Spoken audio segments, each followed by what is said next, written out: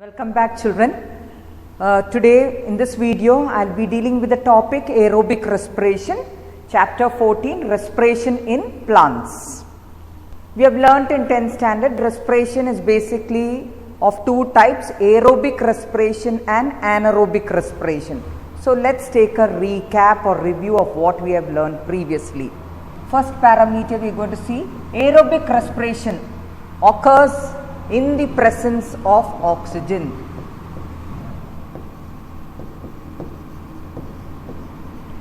Whereas anaerobic respiration occurs in the absence of oxygen. Next, what we have studied is the end products of respiration, whether aerobic or anaerobic, the end product compulsory is carbon dioxide and energy. So on both the sides I am writing carbon dioxide and energy. And what is differentiating is with respect to one product. In aerobic respiration it is water, whereas in anaerobic respiration it is alcohol, specifically saying ethanol. And remember, energy is in terms of ATP. Next, the amount of energy. Here it is a relational term. Which produces more energy, aerobic or anaerobic respiration? Aerobic respiration produces a lot of energy. The amount of ATP is 36 ATPs. Whereas here just 2 ATPs are produced as a result of anaerobic respiration. And lastly, the phases involved. That is something new. So once again I am reiterating a recap of what we have learned. The first point is in the occurrence of oxygen or not. Aerobic respiration occurs in the presence of oxygen, whereas anaerobic respiration occurs in the absence of oxygen. The second parameter is the end products. Aerobic respiration, the end products are water, carbon dioxide and energy. Whereas in anaerobic respiration the end products are ethanol, carbon dioxide and energy. Now we are comparing the amount of energy produced, which are produced in ATP. In aerobic respiration nearly 36 ATP molecules are produced, whereas in anaerobic respiration just 2 ATPs are produced. And finally, the phases involved in the two processes, that is new to you all.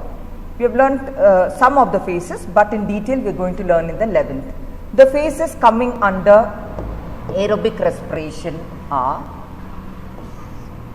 1. Glycolysis,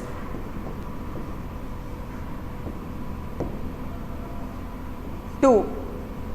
Oxidative decarboxylation. This is not a standardized short form. I will write the full form outside the flow chart. Oxidative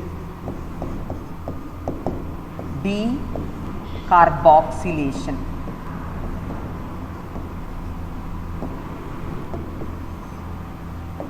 The third phase is the Krebs cycle, and one more phase is there, that is chemiosmosis, which incorporates the electron transport chain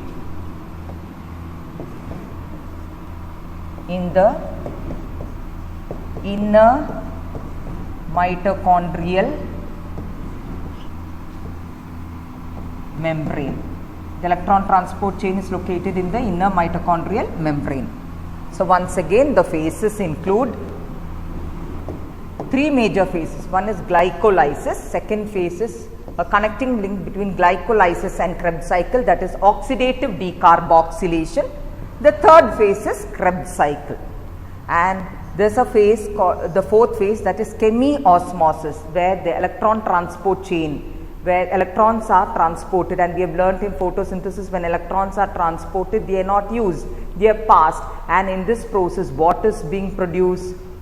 ATP is produced. So it results in phosphorylation, not photophosphorylation. Here it's not in the presence of sunlight, it is utilizing the energy from oxidation reduction reaction, but phosphorylation is occurring, which means ATP synthesis is occurring. And remember, this ETC is occurring on the inner mitochondrial membrane.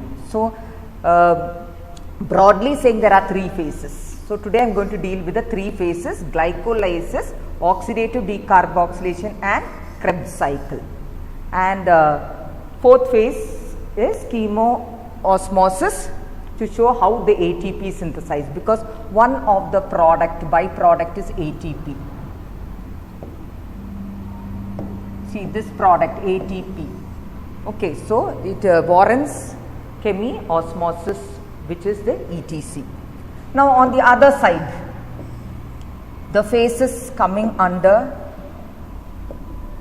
anaerobic respiration, just 2 phases: glycolysis, similar to aerobic respiration, and the second phase is fermentation. Just 2 phases, 1 glycolysis and 2 fermentation.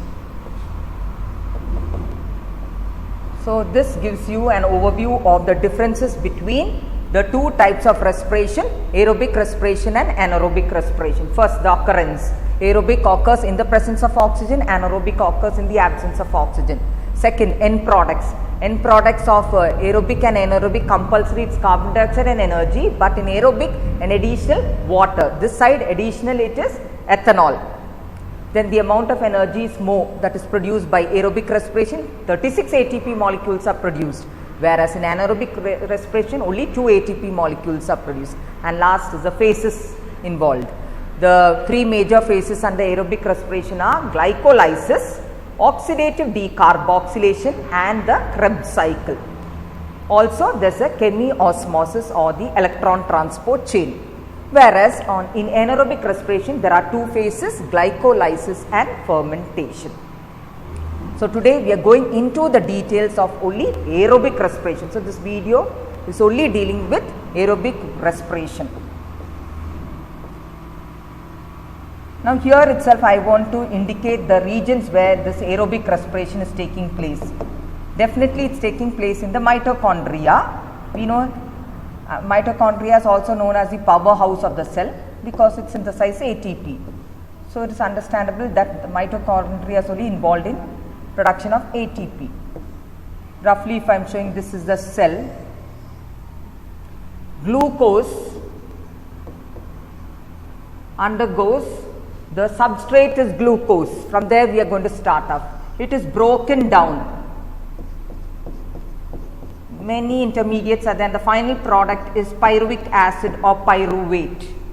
This particular process, which is indicated in yellow, is occurring in the cytoplasm.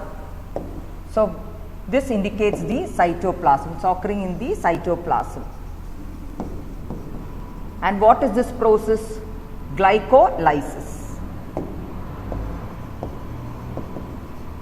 So let us split glyco and lysis to get the meaning of glycolysis. Glycose in Greek, glycos stands for sugar and lysis stands for splitting. So what does it mean? Splitting of glucose or breaking down of glucose, and the end product is pyruvic acid. This entire process of glycolysis occurs in the cytoplasm. Now what happens? It gets into the mitochondria. I am showing like an oval shaped structure, double membrane, mitochondria. When it gets into the mitochondria, it is the connecting link which I am going to show in pink color. That connecting link is called oxidative decarboxylation.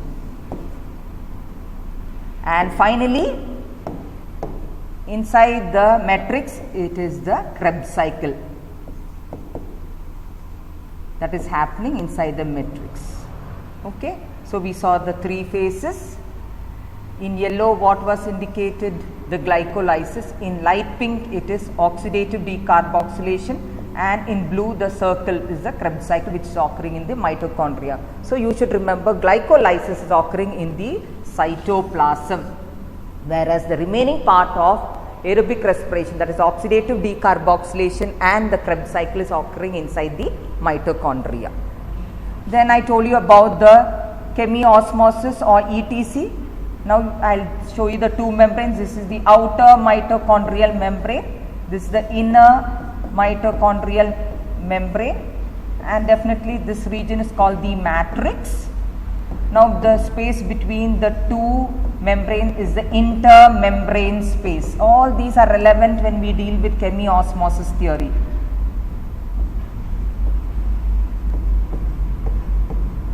Now the ETC, electron transport chain, which is a system of electron carriers, is located on the inner mitochondrial membrane. So here are the electron carriers of the ETC. They are just carriers of electrons. In photosynthesis, they are a system of cytochromes. Here there are some cytochromes and other complexes where electrons just passed. And in the process of passing, what happens? Phosphorylation occurs. So this is just an overview of the process. We are going into the detail. This will be very clear. Now here also, I wish to say glycolysis is known by another name. It's known by another name, EMP pathway. What does EMP stands for? E, M and P stands for those scientists who discovered it. The scientists are taking their surnames. E stands for the scientist M. Den. M stands for the scientist Meyerhoff, and P stands for the scientist Parnas. These three scientists put forward glycolysis or discovered glycolysis, and hence glycolysis is also known as EMP pathway, named after the founders. So let's get started with the next slide, but before that I just want to show you a cartoon, and I will get back to the cartoon at the end of the entire video. See, I told you glycolysis is the first step. See, it's occurring in the cytoplasm. The pink is indicating the cytoplasm. Then what happens? Glucose is broken down into pyruvate or pyruvic acid. There are many steps. All those steps are skipped, and finally this pyruvic acid gets into the mitochondria, and this is our oxidative decarboxylation. This is one link of oxidative decarboxylation. Then it gets into the Krebs cycle. See, that's also in the mitochondria. And don't forget, finally it's the electron transport chain which is operating where? In the inner mitochondrial membrane. And you can see the end products at every level. ATP synthesized. See the amount of ATP at the glycolysis, 2 ATP, at Krebs cycle 2 ATP, and finally through the electron transport chain, how many ATPs you get? 32 ATPs. So one of the byproduct of aerobic respiration is ATP. Therefore, definitely we have to learn even the electron transport chain where maximum ATP is being synthesized. You will understand this only when I start off. So we are going into the detail. We are going to start off with glycolysis.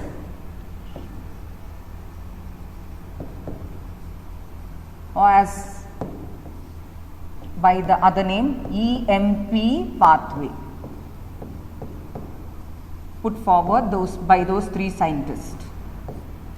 We are starting with the substrate glucose.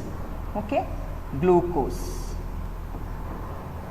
And always use the term breakdown. So this respiration is a catabolism. It's a catabolic process. It's breaking down. Unlike photosynthesis, which is a building up process. So glucose is broken down to glucose 6-phosphate.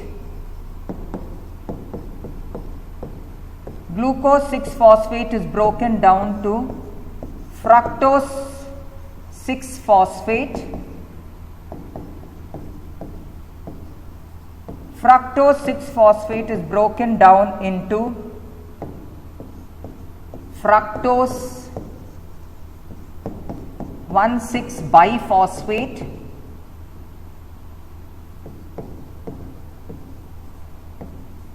Now here there are two products formed. Here a bifurcation of the arrow because two products are formed, and these two products are triose phosphates. One product is PGL. That's a standardized short form. PGAL, phosphoglyceraldehyde, and the other product is dihydroxyacetone phosphate. These are standardized, you can go with the abbreviation. Once again, PGAL stands for phosphoglyceraldehyde, whereas DHAP stands for dihydroxyacetone phosphate. So here there's a bifurcation, very important, this bifurcation. Here there's a tendency for you to make mistake in the balance sheet when you're calculating. Then later you'll understand how you're going to make the mistake. We'll continue. PGL gets converted or broken down into 1,3-biphosphoglyceric acid. Then this gets converted into 3-phosphoglyceric acid. Then 3-phosphoglyceric acid gets converted into 2-phosphoglyceric acid, and 2-phosphoglyceric acid gets converted into PEP, phosphoenol pyruvate, that's also standardized short form, and last product we got our pyruvic acid, which we told in the beginning. So going to the steps, it's easy to remember. You can see there's a gradation in the values. First, in pink I'm doing the recap. First, the substrate is glucose. Glucose is broken down into glucose 6-phosphate. Glucose 6-phosphate is broken down into fructose 6-phosphate. Fructose 6-phosphate is broken down into fructose 1,6-biphosphate. It's easy for you to remember. Glucose, glucose 6-phosphate, fructose 6-phosphate, fructose 1,6-biphosphate. Then bifurcation, which means 2 triose phosphates are formed. This side is a triose phosphate, this side is also a triose phosphate. You can interchange, because the reason is that you can put PGL that side and DHAP that side, because the products which are formed from DHAP is similar to these. It's very much similar. So instead of repeating the entire products this side, I am removing these arrows and I am indicating the entire products coming under DHAP in light pink color. 1,3-biphosphoglyceric acid, 3-phosphoglyceric acid, 2-phosphoglyceric acid, PEP, and finally pyruvic acid. Similar, same intermediates. Okay, so what you can do during the exam, from here you put an into 2. Put an into 2 from this bifurcation, which means that into 2 is applicable to all the steps. Okay, I am continuing. This PGL or DHAP converts into 1,3-biphosphoglyceric acid. Then it's broken down into 3-phosphoglyceric acid. 3-phosphoglyceric acid is broken down into 2-phosphoglyceric acid. Then it is broken down to PEP, phosphoenol pyruvic acid. And last we have the pyruvic acid. So from one glucose, just check how many pyruvic acids are produced. 2 pyruvic acids are produced. Why? From here we have to remember it's bifurcated. Okay. Now you can draw a down arrow from DHAP and give the same intermediates, or you can skip it and write into 2. So I am going to skip and write into 2 as given in the text. This side into 2 means understood the same intermediates are the same, and finally remember it's 2 pyruvic acids that are produced from the breakdown of one glucose molecule. Next important thing to remember is at what and all stages ATP is produced. We know one of the byproduct is ATP production. Okay, so you have to remember one small mind map. Okay,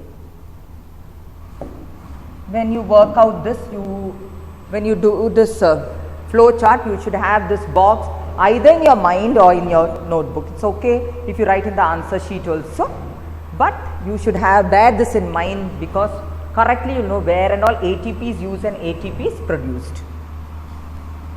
So remember, it's very easy. 1 and 3, 6, 9, 5 and remember 8. All these are very easy to remember, especially the 3 tables. 1 and 3 ATP is used. 6 and 9 ATP is produced. At 5, NADH is produced and an 8 water is produced. So, this you should have it as a mind map, or it is okay if you put it down into your answer sheet without giving so much input, like a working in the working space you can put it, so that you can incorporate it into the flow chart. If you just put this flow chart, you are not going to bear the marks. You have to show the places where ATP is used and ATP is produced. Now, remember, when ATP is produced, remember the arrowhead goes to ATP production, and we know how ATP is produced. ADP plus P gives ATP. This is the way indicating ATP is produced. On the other hand, if I am saying ATP is used, how will be? Just change the arrowhead. ATP is used, then the arrowhead changes. That means this ATP is used and we get the products ADP and P. So, remember, used is like this way, ATP used goes like this way, whereas ATP produced will be this way. Okay, that you should bear in mind. So, I am going ahead with indicating. Now, so I have given this mind map. So, you indicate the 1, 2, 3, 4, where are those numbers? So, to cross check that you have covered all the levels of glycolysis, even an expert should cross check.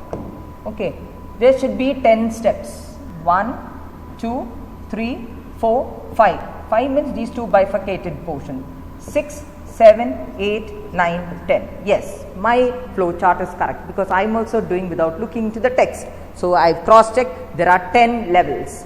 Then, so the arrows, how many arrows will be there? There will be only 9 arrows. 1, 2, 3, 4 bifurcated arrow, 5, 6, 7, 8, 9. Okay. Now, what I am going to do? I am going to incorporate what I put in the flow chart. So, the extra scribblings I am removing, and for it to stand out, I am using yellow color. So, remember, ATP is used at 1 and 3. So, this is my 1 arrow. So, at 1 and 3, ATP is used. So, how will I write? ATP is used and we get the byproducts ADP plus P. Similarly, here ATP is used. Next, at 6 and 9, ATP is produced. So, this is my first arrow, second, third, fourth, fifth, sixth, ATP is produced. 7, 8, 9, ATP is produced. So, completed ADP plus P, ADP plus P. So, I just saw where the arrowhead is, and then only I am completing that entire equation. So, I have completed filling ATP used, ATP produced. Now, at 5th arrow, NADH is produced. So, 1, 2, 3, 4, 5. Here NADH is produced. NADH is produced, which means it is NAD plus 2 H's, gives NADH plus H. Then at 8, water is produced. This is the 8th one, water is produced. Clear? Now, glycolysis is completed. It is complete from the point of view of the intermediates, it is complete with the point of view of the products, byproducts like ATP and water produced. Now, we are moving to the next phase. Now, this phase I have drawn in white. The next phase I will give another color, that is a connecting link between Krebs cycle and glycolysis. So, I will use magenta color. This pyruvic acid, see, I am defining also this oxidative decarboxylation. This pyruvic acid along with coenzyme A and with another coenzyme NAD plus. See, look at the way I have defined oxidative decarboxylation. The pyruvic acid produced by glycolysis along with coenzyme A. So, one enzyme coenzyme A and NAD plus produces a product called acetyl coenzyme A, and this is called oxidative decarboxylation. We know what is carboxylation, fixing of oxygen, fixing of carbon dioxide, and decarbonation, releasing of carbon dioxide. So, definitely you have to give one byproduct is carbon dioxide, and we saw NAD plus. So, as a result NAD plus will form what? NADH plus H. Okay. So, I am giving the products with another color, arrows. What and all products are formed? NADH is produced, carbon dioxide is produced, and also one enzyme is produced. So, 3 products are produced by this process called oxidative decarboxylation. So, once again I am going to explain what is oxidative decarboxylation. Pyruvic acid produced by glycolysis combines with coenzyme A and NAD to form acetyl coenzyme A, carbon dioxide, and what else is formed? NADH, reduction of NAD to NADH. Clear? Now, as this is the second phase, oxidative decarboxylation is a very, very small phase, and it is catalyzed by an enzyme. The substrate is pyruvic acid. So, pyruvate dehydrogenase, because there is removal of hydrogen and the substrate is pyruvic acid. Now, we are moving on to the Krebs cycle. The Krebs cycle starts off with acetyl coenzyme A. This acetyl coenzyme A is going to be the catalyst or the enzyme that converts oxaloacetic acid into citric acid. So, how did it take off? Acetyl coenzyme A, which was a product of oxidative decarboxylation, serves as an enzyme to convert oxaloacetic acid into citric acid. Hence, this cycle which I am going to start off is also known as citric acid cycle, because the first product is citric acid. It is also known as Krebs cycle, named after the scientist Hans Krebs. It is also known as TCA. So, the different names. Now, we are going to start the cycle. We have citric acid formed from oxaloacetic acid with the help of the enzyme acetyl coenzyme A. Now, citric acid immediately forms another acid called alpha ketoglutaric acid. This alpha ketoglutaric acid forms succinic acid, and succinic acid immediately forms malic acid.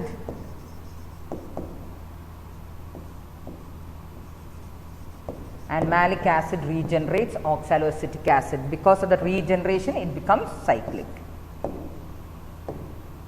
So, once again, to talk about the cycle, remember oxaloacetic acid is here. This oxaloacetic acid is converted, I will use another color so that it stands out, is converted into citric acid. The citric acid is converted to another acid called alpha ketoglutaric acid. Alpha ketoglutaric acid is converted into succinic acid.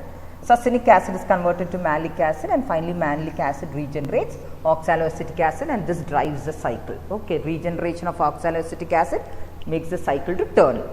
Clear? And I told you this cycle is known by the name citric acid, Krebs cycle, or the TCA cycle. Now, at every intermediate product there is a byproduct. Energy molecules are produced. Here I would wish to introduce some new energy molecules. We are very familiar with the energy molecule ATP. Other than ATP, there is in respiration this other energy molecule NADH and FADH2. So, the main energy molecule is ATP. Other than ATP, the other energy molecules are NADH and FADH2. Now the full form. The full form of FADH2, flavin adenine dinucleotide. So this is an energy molecule. Once again, FADH2 stands for flavin adenine dinucleotide. NADH stands for nicotinamide adenine dinucleotide. And of course, ATP is adenosine triphosphate. Of these three energy molecules, the currency, the main energy molecule is ATP. Now I wish to give an analogy here. Analogy with our Indian rupees. Rupees is the currency of money transaction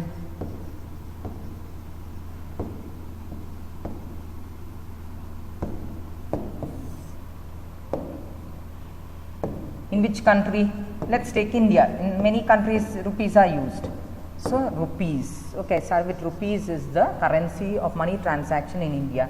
Therefore, if you bring dollar and pound here, is it used? No, it should be converted. So dollar, we can consider dollar and take pounds. We can take the American dollar and the UK pounds should therefore be converted.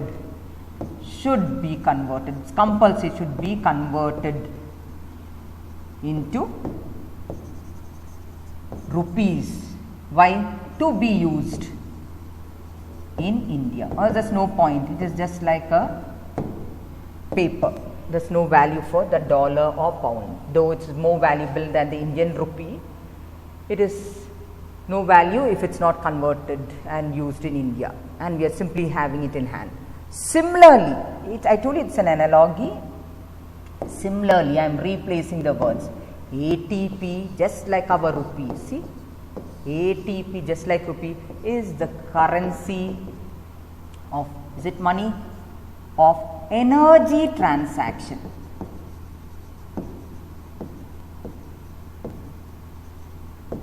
In the cell. Therefore, if we get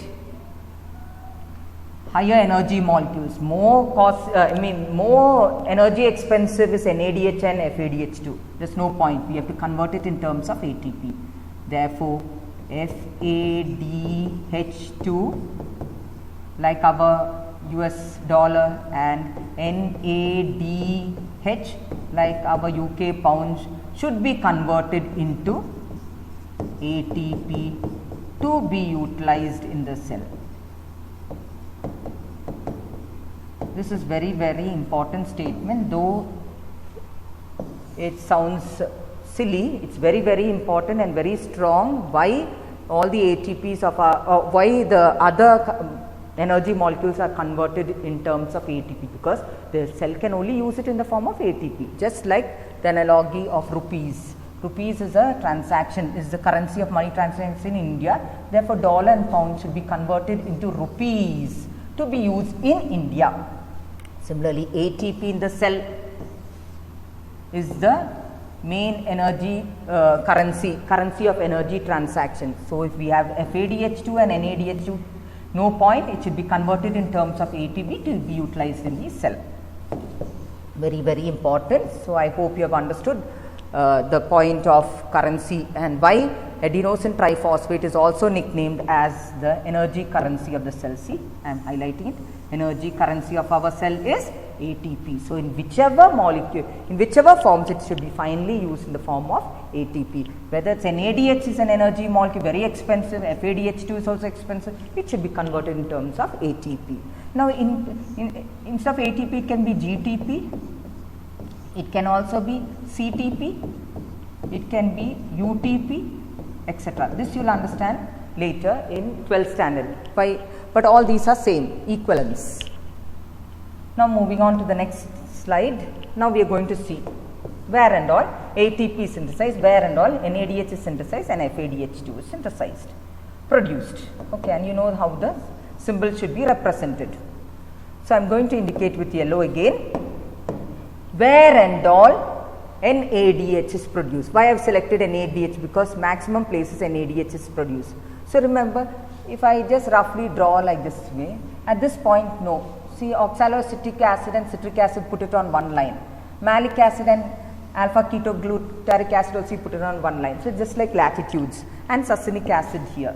And opposite to succinic acid, we have acetyl coenzyme A. So this is the way you have to plot it in the circle. Now, where and all NAD, these all are imaginary lines, don't draw lines, it should be imaginary mind maps. Now NADHs are produced in, here it is produced, here it is produced, and here it is produced, NADH, which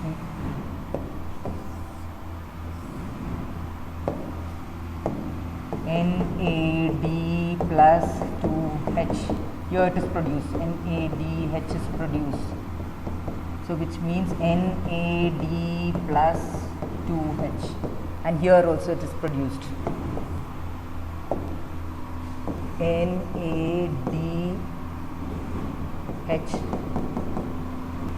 So NAD plus 2Hs. See, I am filling the arrowhead, very importantly, fill the arrowhead, that portion of the equation you complete. So I completed NADH where it is produced. Now with another color I am going to show FADH2, only in one place FADH2 is produced, here, this place, after succinic acid. FAD plus 2Hs give FADH2. I hope you have understood. See, FADH2 is produced. And ATP is produced only in one place. I will show it in red color here. ATP is produced. ADP plus P. So now the Krebs cycle is complete. I am removing all the imaginary lines. Clear? So now in context to the byproducts, it's complete. Now you should remember another product of aerobic respiration or respiration is carbon dioxide. And remember, there are totally 3 carbon dioxide molecules produced. As of now, where and all I have indicated carbon dioxide? Only in one place I have indicated carbon dioxide, that is here. During oxidative decarboxylation, 1 carbon dioxide. So totally remember this also in mind, 3 carbon dioxides are produced. This should be in mind. So the 3 carbon dioxide, again this latitude you don't touch. Okay, here 1 carbon dioxide is produced and here 1 carbon dioxide is produced. No, that is also fulfilled.